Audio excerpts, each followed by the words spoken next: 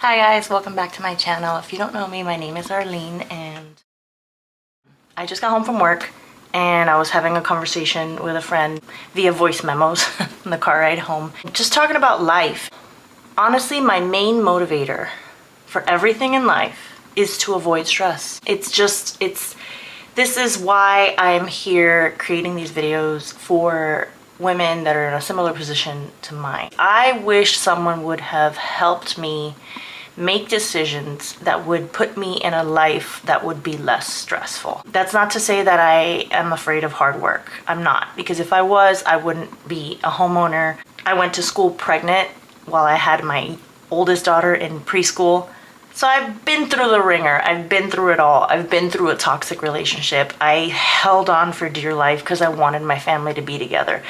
So I guess you could say to a degree, sometimes we create our own stress. But it's because there's reward in things that are difficult to obtain, right? Otherwise, eliteness wouldn't exist. There's a lot of things that are just not worth it, you guys. And then there's ways of making your life easier if you're smart and you step out of the matrix and pay attention to what really matters.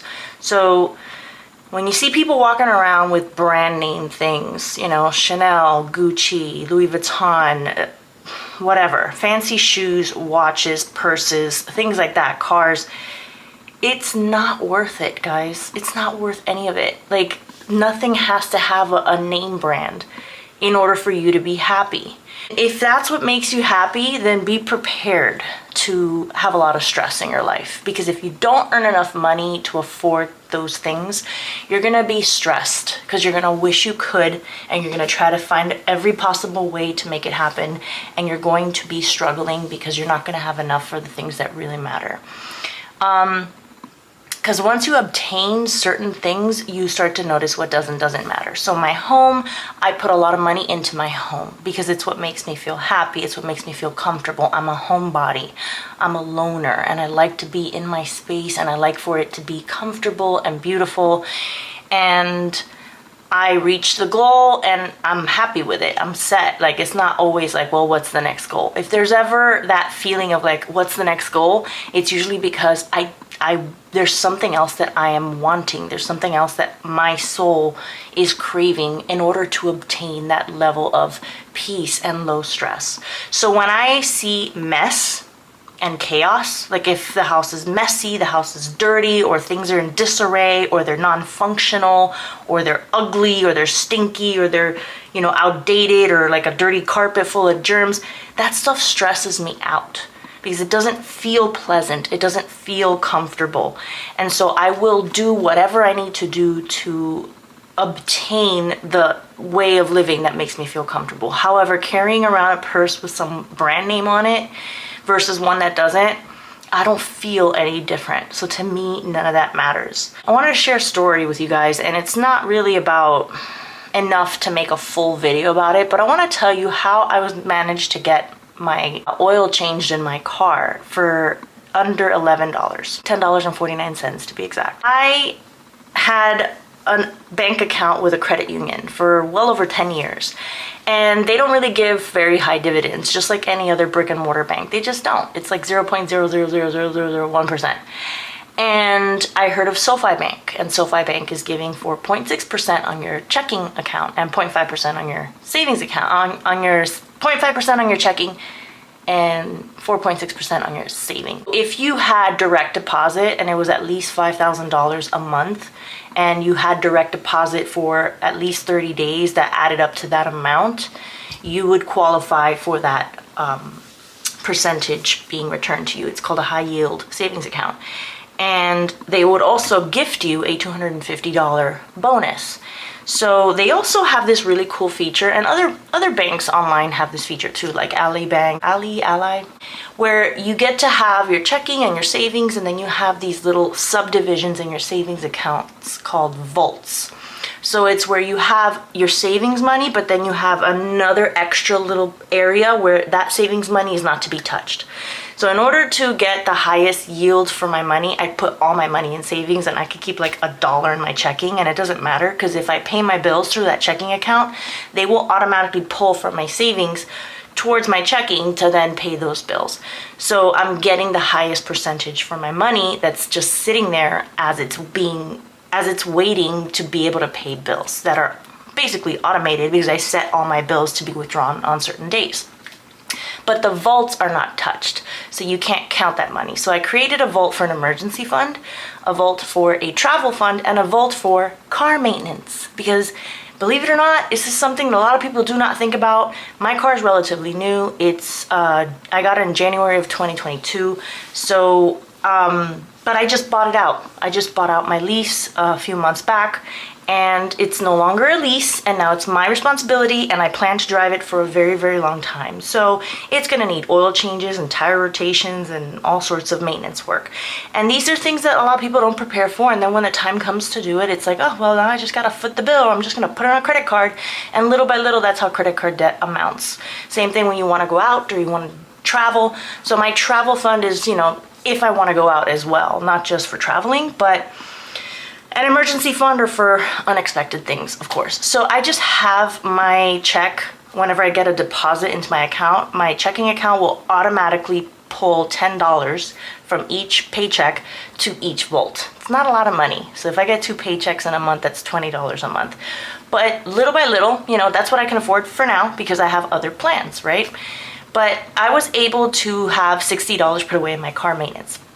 And the little light went on in my car that said, hey, it's time for your oil change.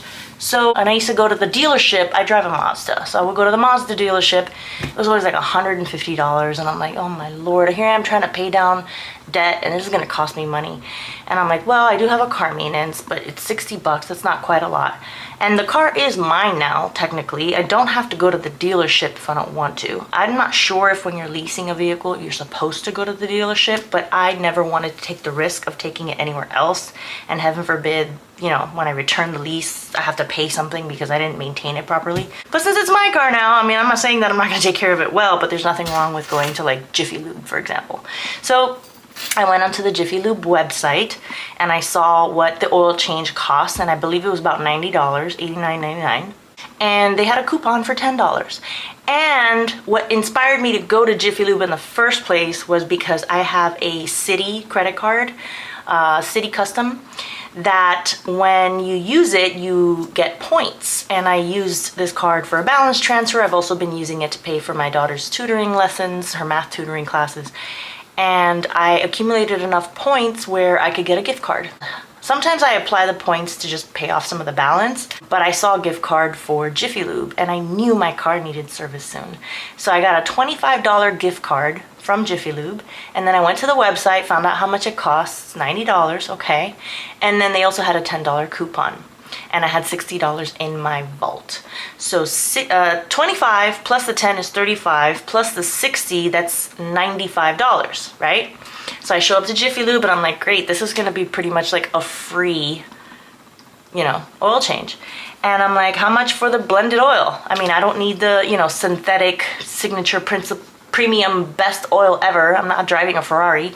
And I also can't get like the cheapest oil because my car's not that old. A blended oil would be just fine. They're like, oh, it's 105 and da da da da. I'm like, why so much? Like it said $89.99 on the website.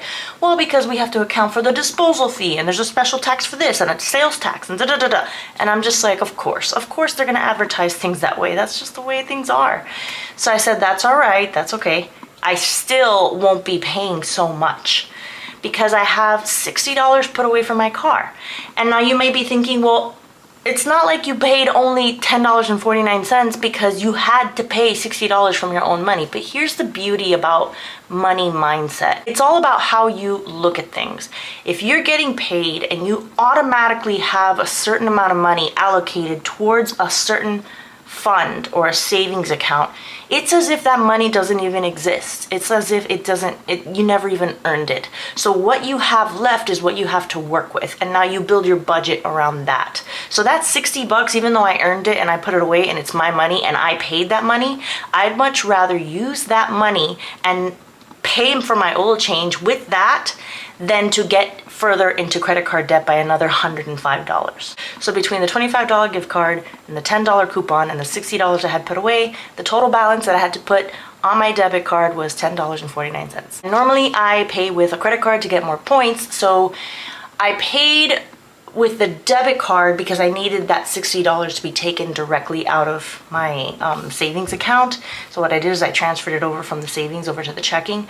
Could have paid it with a credit card and then just send the 60 bucks from my checking account or savings account to the credit card, but I figured it's one less step. I mean, it's not a big deal. I'm not gonna die over points for $11 worth of a purchase. These are just like little techniques, little ways that you can like figure out how to, you know, be frugal and not necessarily be cheap. Because cheapness ends up costing more in the end. There's this famous Spanish saying, if you speak Spanish, you'll know it, but if you don't, I'll translate it. Lo barato sale caro. The cheap stuff ends up becoming more expensive. When something is cheap and it breaks or it doesn't last or it wasn't done right, you're gonna end up paying for it twice or more in order to get it done right, versus if you had just done it right the first time by choosing better. Today's Monday.